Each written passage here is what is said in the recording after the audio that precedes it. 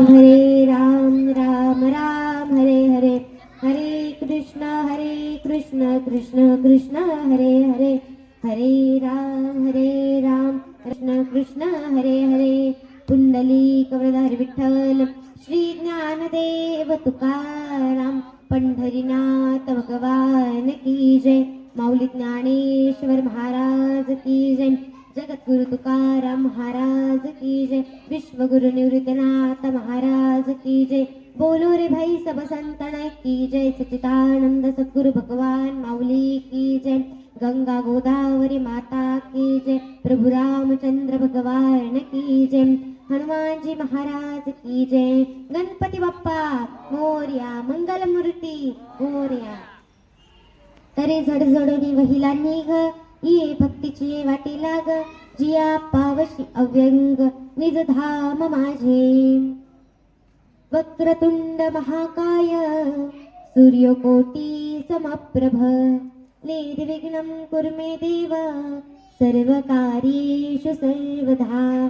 गुरुर्ब्रह्मा गुरुर्विष्णू गुरुर्देवो महेश्वरा, गुरुर् साक्षात् परब्रह्म तस्मै श्री गुरुवे नमः. जियांची केली स्मरण होय सकळ विद्यांचे अधिकरण, तेची वंदू श्री चरण श्री गुरूंचे ते नमस्कार आता. मनोजवं मारुततुल्य वेगं, जितेन्द्रियं बुद्धिमतां वरिष्ठं. वातात्मजं वानरयूथमुख्यं, श्रीरामदूतं शरणं प्रपद्ये. नमो सद्गुरु तुकया ज्ञानदीपा, नमो सद्गुरु सच्चिदानंद रूपा. नमो सद्गुरु भक्त कल्याण मूर्ती, नमो सद्गुरु भास्करा पूर्ण कीर्ती. वर्णनामर्थ संगाणं रसनं छन्दसामपि, मंगलानं च कर्तारौ वन्दे वाणी विनायकौ. सरस्वती नमस्तुभ्यं वरदे कामरूपिणी, विद्यारंभं करिष्यामि सिद्धि भवतु मे सदा. महायोगपीठे तटे भीमरथं, वरं पुण्डरीकाय दातुं मुनीन्द्रे. समागत्य तिष्ठन्तमानन्दकन्दं, परब्रह्मलिङ्गं भजे पांडुरंगं. पांडुरंग करू प्रथम नमन, दुसरे चरण संतांची या. त्यांच्या कृपाधाणी कथेचा विस्तारू, बाबाजी सद्गुरु दास तुकाम. सच्चिदानंद रूपाय विश्वोत्पत्त्यादि हेतवे, तापत्रय विनाशाय श्रीकृष्णाय वयं नमः. ओम नमो ज्ञानेश्वरा करुणा दयाळा, ओम नमो ज्ञानेश्वरा करुणा दयाळा. तुमचा अनुग्रह लाभलो पावन झालो चराचरी.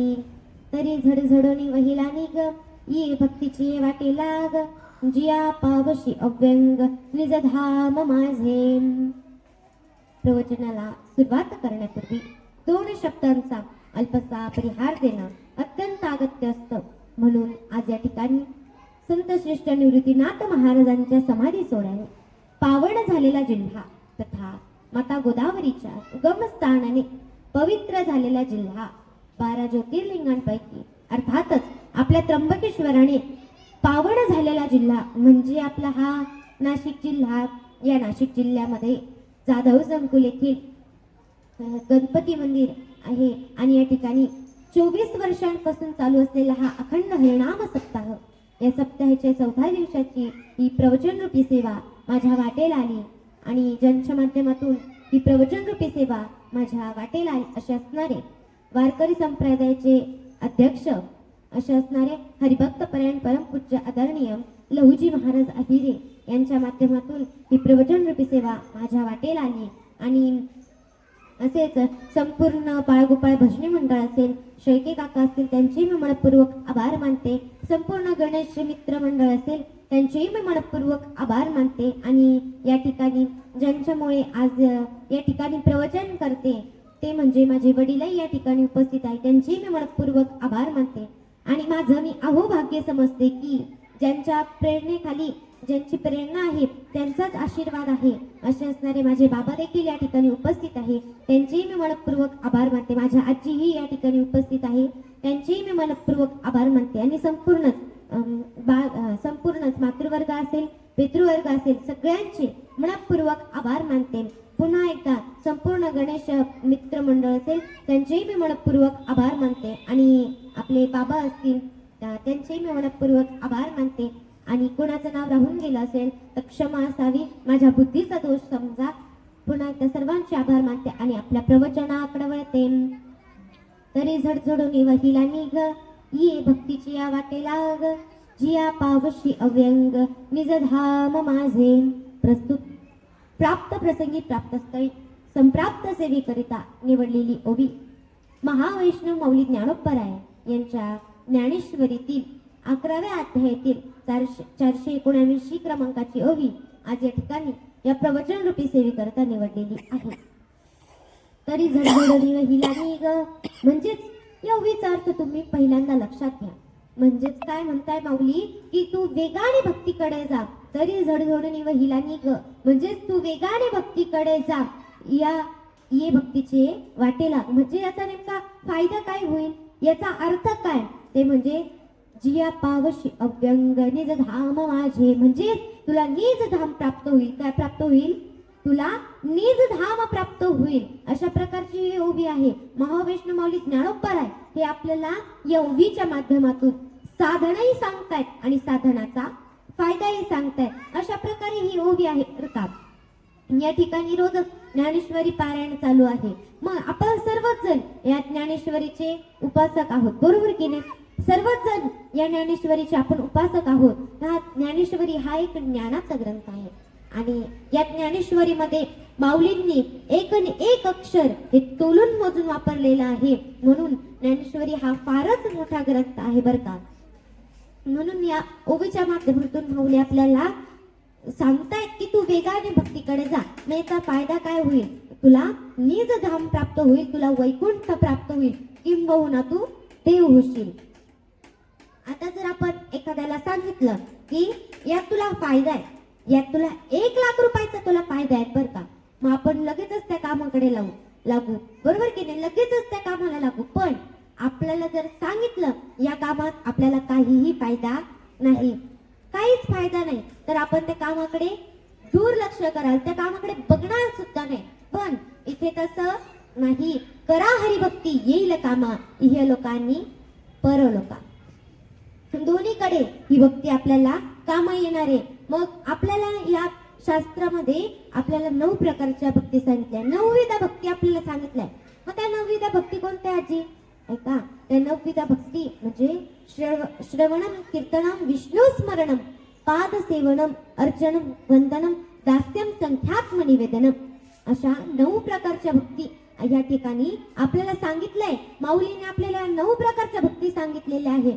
मग तुम्ही श्रवण भक्ती म्हणजे तुम्ही सर्व या ठिकाणी उपस्थित आहात, बरोबर की नाही? सर्वच जण या ठिकाणी उपस्थित आहात.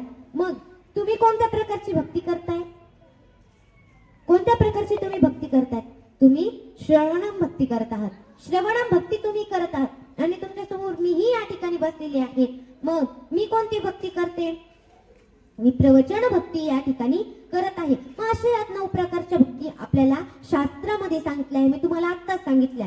श्रवणम, कीर्तनम, विष्णू स्मरणम, पाद सेवनम, अर्चनम, वंद्यम, दास्यम, संख्यात्म निवेदनम. अशा 9 प्रकारच्या भक्तीच्या पायऱ्या आहेत. मग या 9 प्रकारच्या भक्तींमधून आपण कोणतीही एक भक्ती केली तरीही त्याचा उद्धार हा निश्चितच आहे. कोणतीही एक प्रकारची भक्ती करा, त्याचा उद्धार हा निश्चितच आहे. म्हणून आपण भगवंताची भक्ती केली पाहिजे.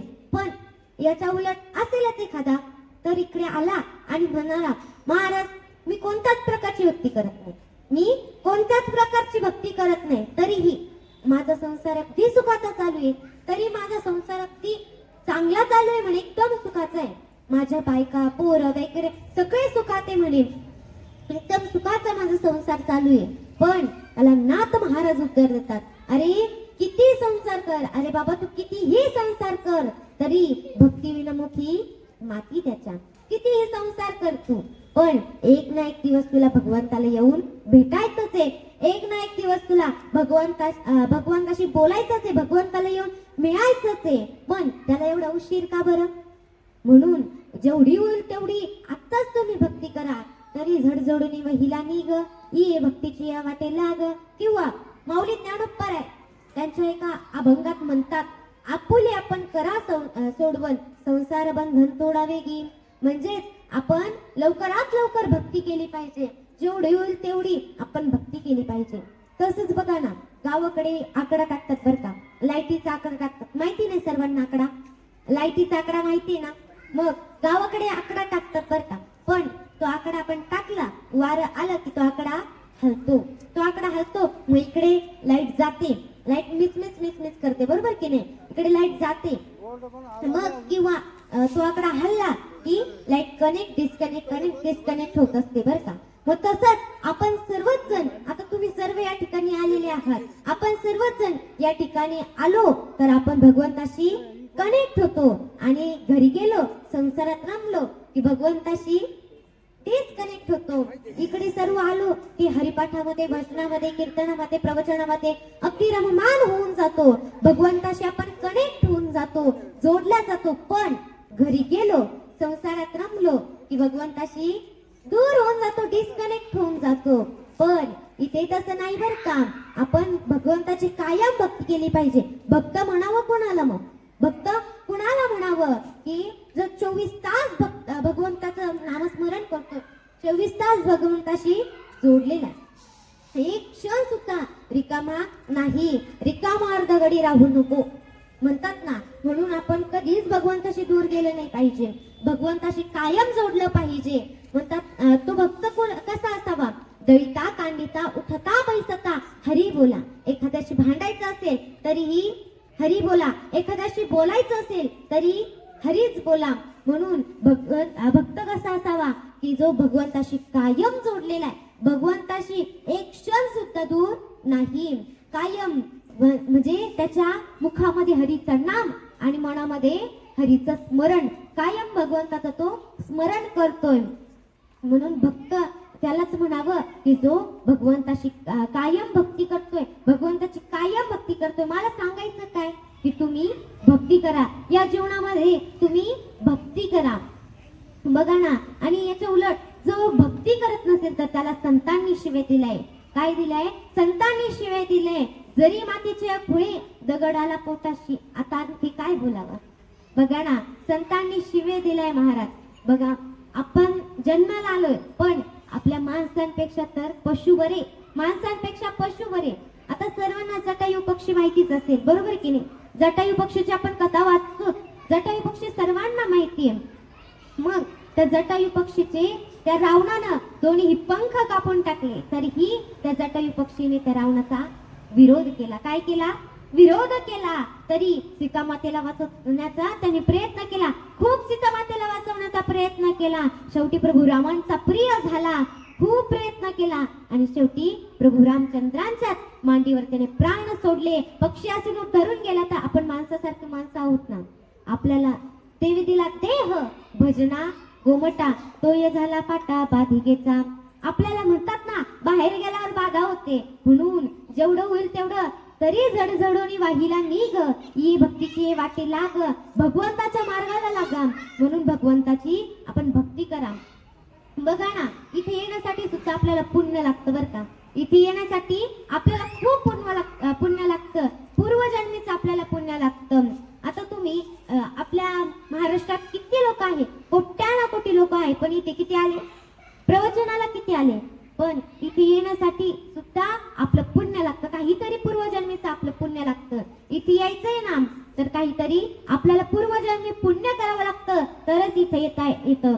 म्हणतात ना, जन्मोजन्मी आम्ही बहु पुण्य केले, जन्मोजन्मी आम्ही बहु पुण्य केले, तेव्हा या विठाले कृपा केली, तेव्हा या विठाले कृपा केली, जन्मोजन्मी आम्ही बहु पुण्य केले, जन्मोजन्मी आम्ही.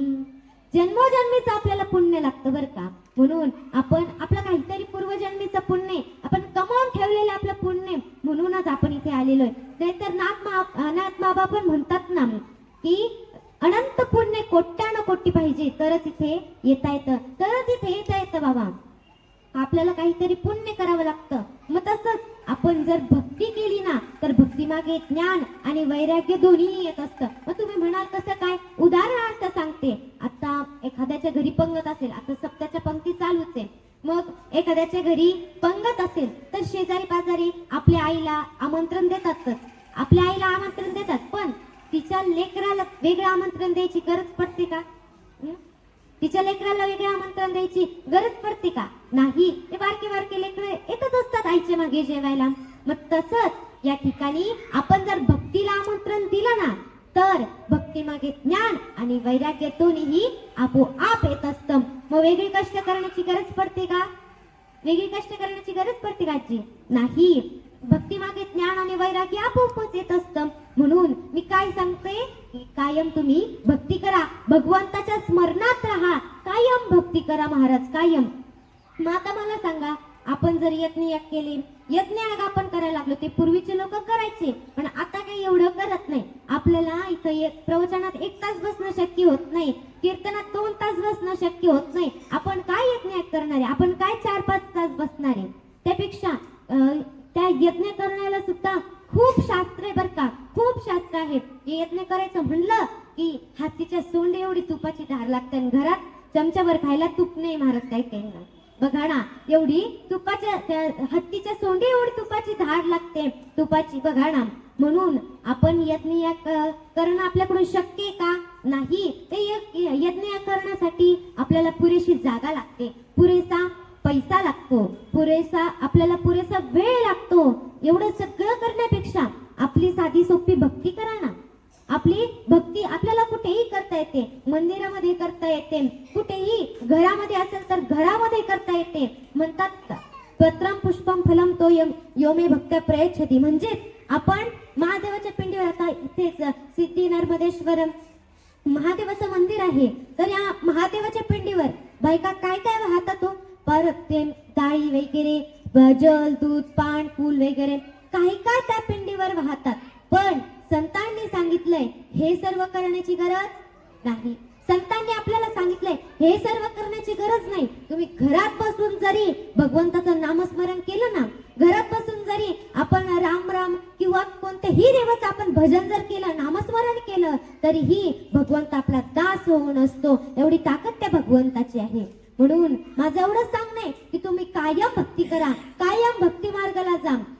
म्हणून आपल्याला एवढं यज्ञ करणं शक्य होत नाही. म्हणून तर भगवंताने आपल्याला श्रीमद भगवद्गीतेत सांगितलंय, ते तम भुक्त्वा स्वर्गलोकं विशालम क्षणे पुण्ये मर्तलोकं विशन्ति एवं त्रैधर्ममणो प्रपन्ना गतागतं कामकामा लभन्ते अनन्यश्चिन्तयन्तो मां ये जना पर्युपासते तेषां नित्यभियुक्तानां योगक्षेमं वहाम्यहम्. एवढं सुंदर श्रीमद भगवद्गीतेत आपल्याला भगवंताने सांगितलेलं आहे. मग आपण साधी सोपी भगवंताची भक्ती केली पाहिजे, साधी सोपी भक्ती केली पाहिजे. आता विश्वामित्र माहितीच असेल तुम्हाला सर्वांना. विश्वामित्राने ते किती भक्ती केलेली आहे. 12 वर्ष त्यांनी तपश्चर्या केली. किती वर्ष? 12 वर्ष त्यांनी तपश्चर्या केली. पण मेनकेनं एका क्षणात, एका सेकंदात त्यांची तपश्चर्या भंग केली. बघा ना, एवढे मोठे ते विश्वामित्र महामुनी. तसेच आपले प्रभू रामचंद्रांचे कुलगुरु कोण? प्रभू रामचंद्रांचे कुलगुरु कोण? वशिष्ठ महामुनी. कोण? वशिष्ठ महामुनी. एकदा या विश्वामित्रांमध्ये आणि वशिष्ठ महामुनींमध्ये दोघांमध्ये एकदा भांडण लागलं. काय लागलं? भांडण लागलं. आणि भांडण लागलं कशावरून? की आम्हा दोघांमध्ये कोण श्रेष्ठ, आम्हा दोघांमध्ये कोण श्रेष्ठ आहे. मग ठरवलं तर गावातले 4 शहाणे माणसं बोलवले पाहिजे म्हणे. खरं खोटं करण्यासाठी गावातले 4 माणसं बोलवले पाहिजे. ठीक आहे म्हणे, बोलवले 4 माणसं. पण साक्षीदार म्हणून कोणाला बोलवावं? साक्षीदार म्हणून कोणाला बोलवावं? तर साक्षीदार म्हणून पहिले सूर्याकडे गेले. नंतर पहिले साक्षीदार म्हणून सूर्याकडे गेले. सूर्याला म्हणाले, म्हणे सूर्या, आमचं असं भांडण झालंय, तर आम्हाला ती भांडण मिटवण्यासाठी तुझी आम्हाला मदत पाहिजे म्हणे, तुझी आम्हाला मदत पाहिजे म्हणे. मग सूर्य म्हणाला ठीक आहे म्हणे, चालेल म्हणे, मी मदत करेल, पण माझ्या absentee माझं या संपूर्ण पृथ्वीवर प्रकाश पाडण्याचं काम कोण करेल? माझ्या या absentee या गैरहजेरीमध्ये माझं काम कोण करेल म्हणे. मग ठीक आहे म्हणे. नंतर पृथ्वी मातेकडे आले आणि पृथ्वी मातेला म्हणाले आमचं असं भांडण झालंय, तर आम्हाला तुझी मदत पाहिजे म्हणे, आम्हाला तुझी मदत पाहिजे म्हणे. मग ठीक आहे म्हणे, मी मदत करायला तयार आहे, पण या संपूर्ण पृथ्वीवरचा भार कोण वाहील म्हणे, संपूर्ण पृथ्वीवरचा भार कोण वाहील? बरं ठीक आहे म्हणे. नंतर समुद्राकडे आले, समुद्राला सुद्धा म्हणू लागले आम्हाला तुझी मदत पाहिजे म्हणे. समुद्र म्हणाला ठीक आहे, मी मदत करायला तयार आहे, पण मला पण काहीतरी मर्यादा आहे म्हणे, मला पण काहीतरी मर्यादा आहे म्हणे. जर माझी मर्यादा ओलांडली तर संपूर्ण सृष्टीचा, या संपूर्ण पृथ्वीचा भार, संपूर्ण पृथ्वी नष्ट होऊन जाईल म्हणे, संपूर्ण पृथ्वी नष्ट होईल म्हणे. बरं ठीक आहे म्हणे, आहे का एवढी ताकद कोणात एवढं सांभाळण्याची? मग विश्वामित्र त्या ठिकाणी म्हणाले नाही म्हणे, माझ्यात एवढी ताकद नाही, माझ्यात एवढी ताकद नाही म्हणे. पण वशिष्ठ महामुनी म्हणाले हो म्हणे, माझ्यात एवढी ताकद आहे, माझ्यात आहे म्हणे एवढी ताकद. मी माझ्या कमंडलूमध्ये त्या संपूर्ण समुद्राला माझ्या समुद्राला या कमंडलूमध्ये सामावून घेईल म्हणे, आणि या संपूर्ण पृथ्वीवरचा भार मी माझ्या एका हाताच्या दंडावर वाहील म्हणे, आणि या सूर्याचा प्रकाश मी माझी छाती फाडून या संपूर्ण पृथ्वीवर प्रकाश पाडेल म्हणे. आहे म्हणे एवढी माझ्यात ताकद. मग एवढं सगळं करून सुद्धा मी अजून एक सृष्टी निर्माण करू शकतो म्हणे. एवढी ताकद त्या या वशिष्ठ महामुनींमध्ये आहे बरं का, एवढी ताकद त्या वशिष्ठ महामुनींमध्ये आहे. म्हणून आपण कायम भक्ती करा. आता म्हणतात ना त्रिशंकू झाला, म्हणतात ना त्रिशंकू झाला, त्रिशंकू झाला, पण त्रिशंकू म्हणजे काय? ऐका, त्रिशंकू म्हणजे एक त्रिशंकू नावाचा राजा आहे. तो त्रिशंकू नावाचा राजा म्हणायचा म्हणे मी हा देह, हा संपूर्ण देह स्वर्गात घेऊन जाणारे. कुठं घेऊन जाणारे म्हणे? स्वर्गात घेऊन जाणारे म्हणे. पण मला सांगा, हा देह, हा संपूर्ण देह या स्वर्गात घेऊन जाता येतो का? घेऊन जाता येतो का? नाही. आपण काय तुकोबराय आहोत का? आपण तुकोबराय आहोत का हा संपूर्ण देह स्वर्गात घेऊन जायला? नाही, आपण तुकोबराय नाही. म्हणतात ना, रामेश्वर भट्ट म्हणतात की तो विमानी वैसोनिया गेला म्हणून हे आपण तुकोबराय नाही आहोत. तुकोबरायने नेला महाराज हा देह स्वर्गात. तुकोबराय म्हणतात म्हणजे तुकोबरायने हा देह नेला, पण नाथ बाबा म्हणतात, नाथ बाबा म्हणे मला आता देह ठेवायचा आहे. नाथ बाबांची कथा आपण ऐकू. नाथ बाबा म्हणतात मला आता हा देह ठेवायचा आहे म्हणे. पण आता तिथीवार वगैरे सगळं ठरलं आणि ठीक आहे म्हणे. गावकरी लोक म्हणाले चालेल म्हणे. पण मग तिथे तिरडी वगैरे तयार केली. नाथ बाबांना तिरडीवरती ठेवलं आणि निघाले. तिरडीवरती ठेवलं आणि निघाले. अर्ध्या रस्त्यापर्यंत आले. तिथे अर्ध्या रस्त्यापर्यंत आले आणि एक बाई तिच्या लेकीला वाटी लावत होती. तिच्या लेकीला ती वाटी लावत होती. पण पुढून नाथबाबांची तिरडी येत होती आणि ती बाई म्हणाली माय पुढून मड आलं, अपशकुन घडला. मी माझ्या लेकीला वाटी लावत होती म्हणे, पण या मेल्याला काय आजच मारायचं होतं का म्हणे. काय म्हणाली, या मेल्याला काय आजच मारायचं होतं का म्हणे. मग पडला हे नाथबाबांनी ऐकलं. नाथबाबांनी ऐकलं आणि नाथबाबा म्हणे पोराओ टेका म्हणे मला खाली, टेका म्हणे मला खाली. माझं मरायचं काय म्हणे, मी कधीही मरेल, उद्या मरेल, परवा मरेल म्हणे, पण पहिले या बाईच्या लेकीला तुम्ही वाटी लावा, या बाईच्या लेकीला तुम्ही वाटी लावा म्हणे पहिले. माझं मरायचं काय, मी उद्याही मरेल, परवाही मरेल. मग ठीक आहे म्हणे. मग परत दुसरा दिवस उजाडला आणि दुसऱ्या दिवशी नाथबाबा म्हणे आता मला हा देह ठेवायचा आहे म्हणे. आता काय करायचंय, मला हा देह ठेवायचा आहे म्हणे आता. बरं ठीक आहे म्हणे, चालेल. तिथी वार वगैरे वेळ काळ सगळं ठरलं आणि तिरडी बनवली. तिरडीवर ठेवलं आणि निघाले. निघाल्यानंतर अर्ध्या रस्त्यापर्यंत आले आणि चार खांदेकरी भावकीचे लोक म्हणजे माहिती ना तुम्हाला, भावकीचे लोक म्हणाले कितीही मोठे संत झाले, कितीही लांब फिरले, कितीही नाव केलं, तरी शेवटी भावकीच्याच खांद्यावर यायला लागलं. शेवटी भावकीच्याच खांद्यावर यायला लागलं ना म्हणे. भावकी म्हटली की उन्हातून काटणारच, भावकी म्हटली की उन्हातून येणारच महाराज. मग नाथ महाराज शांती ब्रह्म आहे म्हणून नाथ बाबा म्हणाले म्हणे ठीक आहे म्हणे. मग नाथ बाबा कितीही मोठे संत असले तरी ते शांती ब्रह्म आहे आणि हे संपूर्ण भावकीला शरण गेले आणि म्हणाले पोराओ टेका म्हणे आता खाली, आता मला हातदेहच ठेवायचा नाही, आता मला हातदेहच ठेवायचा नाही म्हणे. मग फाल्गुन वद्य षष्टीला नाथ महाराजांनी या देहाचा पाणी केलं आणि स्वतः गोदावरीमध्ये विलीन झाले.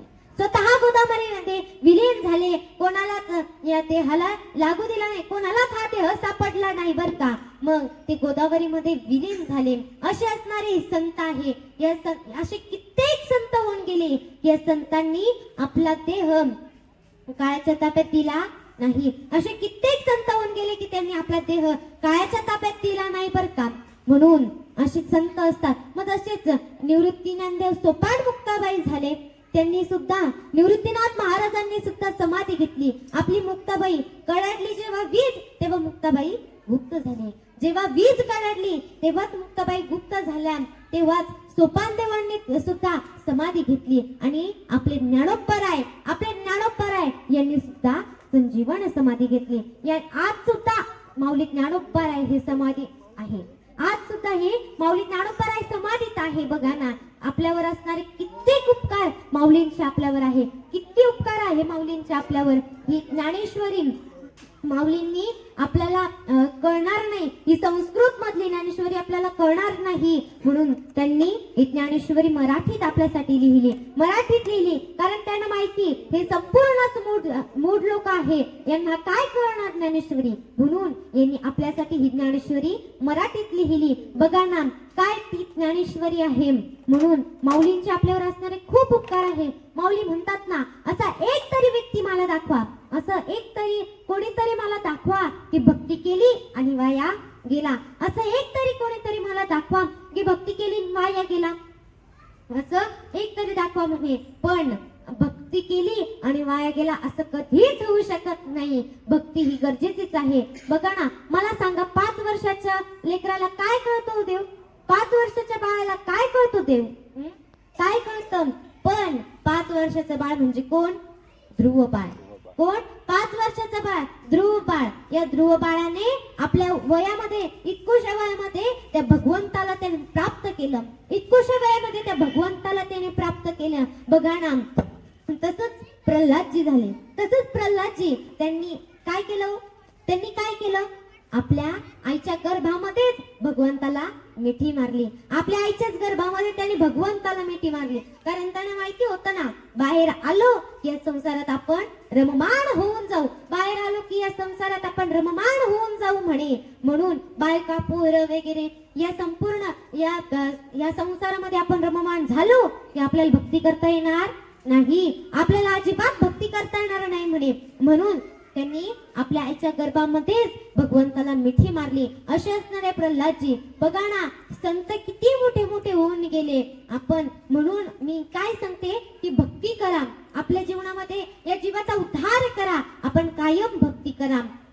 आपला देह हा एक पाण्याच्या बुडबुड्यासारखा आहे. कशाचा, कसला देह आहे, पाण्याच्या बुडबुड्यासारखा आहे. मला सांगा ना आपण तुम्ही म्हणशाल की ही सारखी सांगते भक्ती करा भक्ती करा भक्ती करा, पण आम्ही आमचा संसार कधी करायचा, आम्ही आमचा संसार कधी करायचा. ऐका तेही सांगते संसारी असावे असोनी नसावे. बघा ना किंवा अजूनही अभंग आहे, असोनी संसारी जीवा वेगू करी वेदशास्त्र उभारी बाह्य सदा.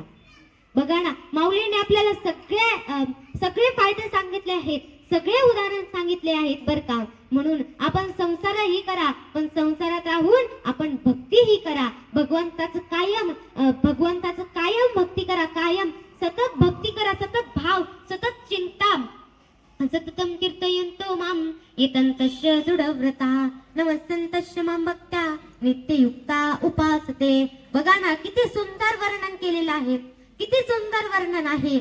म्हणून भगवंताची आपण कायम भक्ती केली पाहिजे, सतत आपण भक्ती केली पाहिजे बर का. म्हणून आपण आता कमळाचा फूल बघा ना, ते कमळाचा फूल चिखलात उगतं, पण त्या कमळाला चिखल लागतो का? थोडा तरी चिखल लागलेला असतो का? नाही, त्या कमळाला थोडा पण चिखल लागलेला नसतो.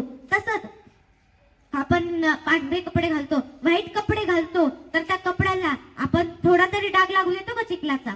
थोडा तरी डाग लागू देतो का आजी? नाही.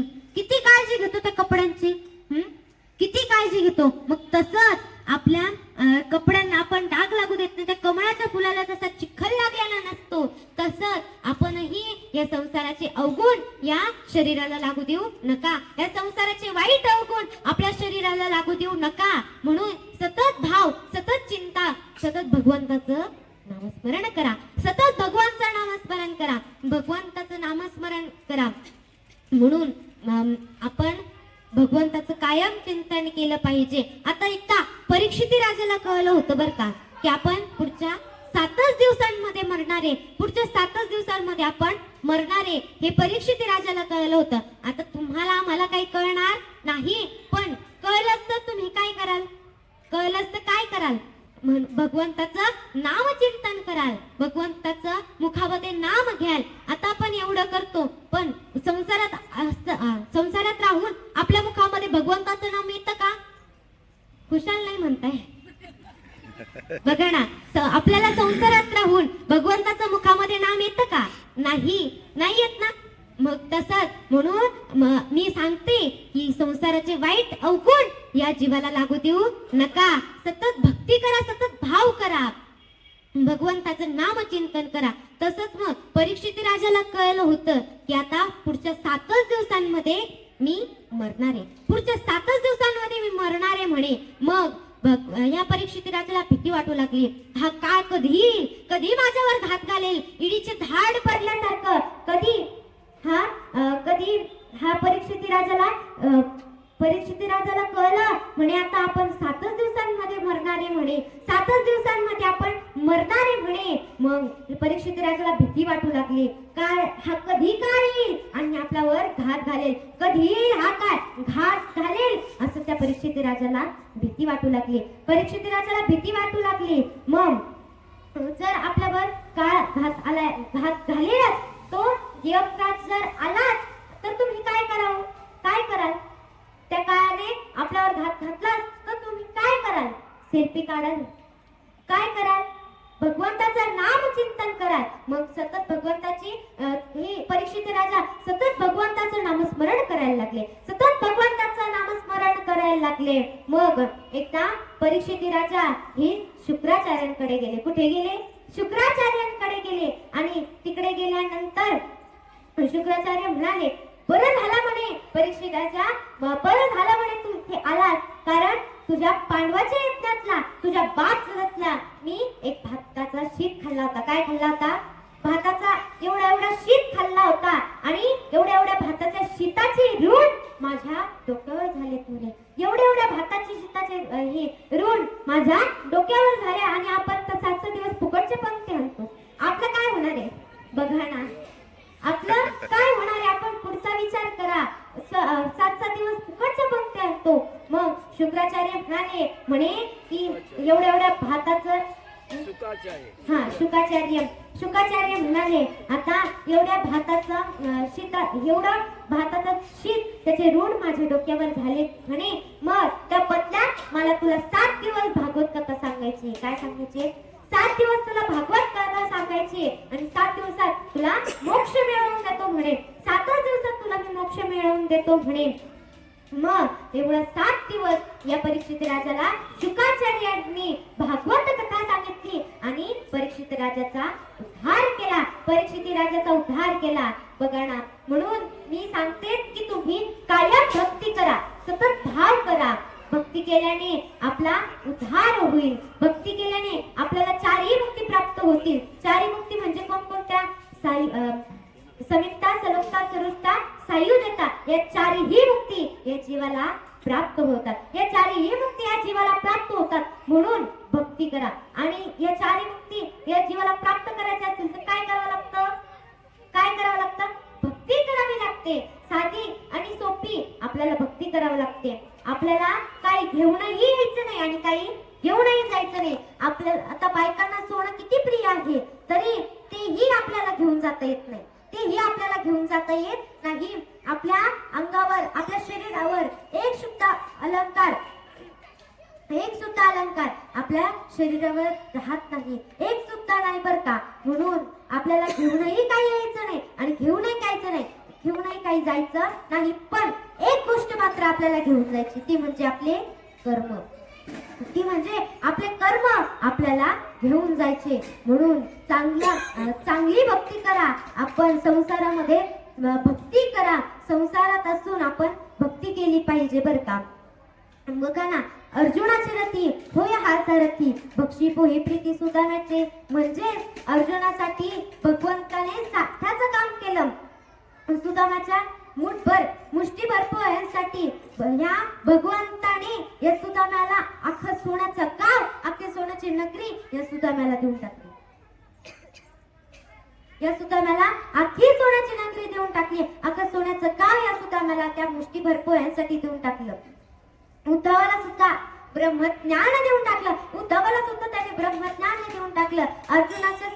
अर्जुनासाठी सारथाचं काम केलं. अर्जुनासाठी सारथी झाला. अर्जुनाला सांगितलं, अर्जुना तुला घाबरण्याची काही गरज नाही, तुला घाबरण्याची काहीच गरज नाही म्हणे.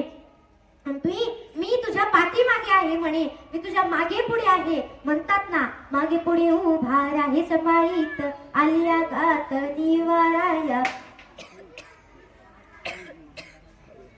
म्हणून या भगवंताने सारथ्याचं काम केलं बर का.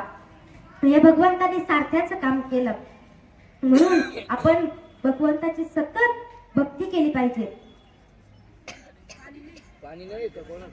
बघा ना, आता एकदा भगवंताची सतत भक्ती आपण केली पाहिजे बर का. तुलसीदासजी म्हणतात ना, तुलसीदासजी एवढं रामायण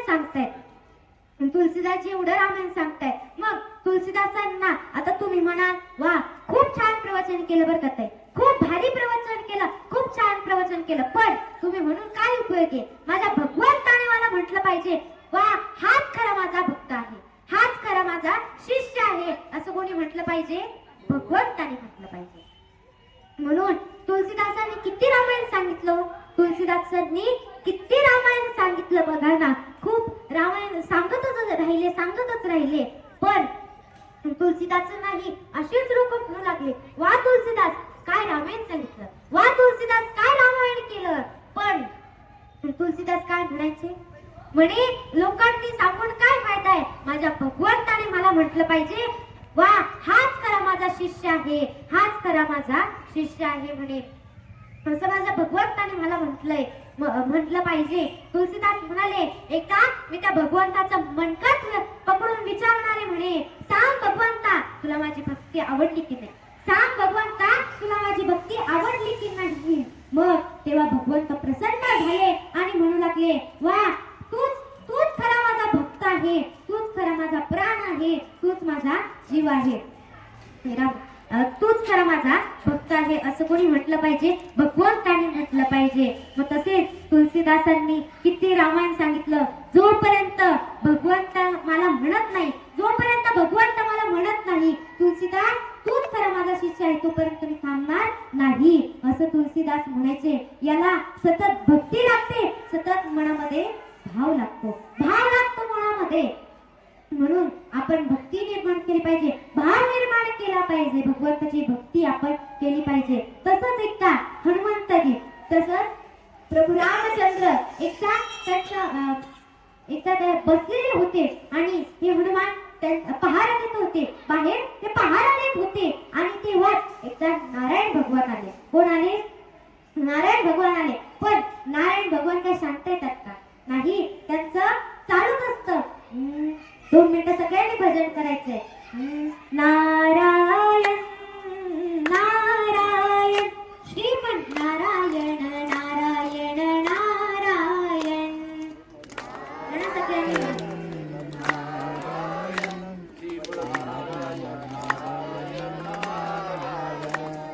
नारायण नारायण श्रीमन नारायण नारायण नारायण.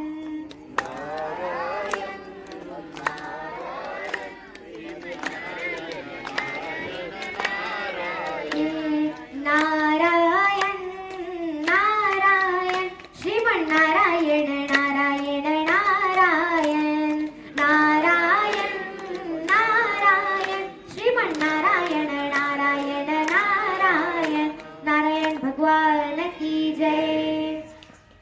मग तेव्हा नारायण भगवान आले आणि नारायण भगवंत आल्यानंतर हनुमानजींना म्हणू लागले, म्हणे प्रभू काय करतात म्हणे मध्ये, प्रभू काय करत असतील म्हणे.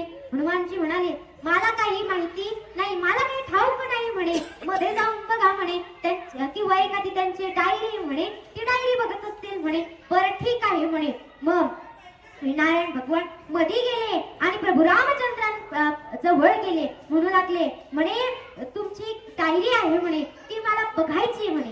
तुमची एक डायरी आहे म्हणे, तुम्ही त्याच्यात काहीतरी लिहिता, ती मला बघायची म्हणे. काय म्हणे, मला ती बघायची म्हणे. बरं ठीक आहे म्हणे, पण त्या डायरी मध्ये तुम्ही काय लिहिता म्हणे, त्या डायरी मध्ये तुम्ही काय लिहिता म्हणे. मग भगवंत सांगू लागले, म्हणे त्या डायरी मध्ये जे भक्त माझे भजन करतात, जे भक्त माझी भक्ती करतात, त्यांचे नाव या ठिकाणी मी त्या डायरी मध्ये लिहितो. या डायरी मध्ये जे भक्त माझं भजन करतात त्यांचे नाव मी या डायरी मध्ये लिहितो. बरं ठीक आहे. मग ती डायरी मला बघायची म्हणे, ती डायरी मला बघायची म्हणे. बरं म्हणे. मग ती डायरी बघितली तर सगळ्यात पहिलं नाव कुणाचं होतं, नारायणांचं होतं. सगळ्यात पहिलं नाव नारायणांचं होतं. आनंद झाला, खूप आनंद झाला. पण त्यांनी सगळी डायरी बघितली, पण त्याच्यात हनुमंतांचं नावच नव्हतं, त्याच्यात हनुमानांचं नावच नव्हतं. मग ती डायरी दिली आणि ते बाहेर आले आणि हनुमंतांना सांगू लागले, आनंद झालाय. त्या हनुमंतांना सांगू लागले, म्हणे मी ती डायरी बघितली म्हणे, त्या डायरी मध्ये जे भक्त प्रभूंचं स्मरण करतात, भजन करतात, ते डायरी ती त्यांच्या नाव त्याच्यात होते म्हणे. आणि त्या डायरी मध्ये सगळ्यात पहिलं नाव माझं होतं म्हणे. हो का म्हणे, सगळ्यात पहिलं नाव माझं होतं, पण मी सगळी डायरी बघितली, तुमचं नाव तर काही त्याच्यात नव्हतं. मग हनुमंतजी म्हणू लागले, म्हणे नाही म्हणे, असं होऊच शकत नाही म्हणे, मी तर भगवंताचा अतिप्रिय भक्त आहे म्हणे.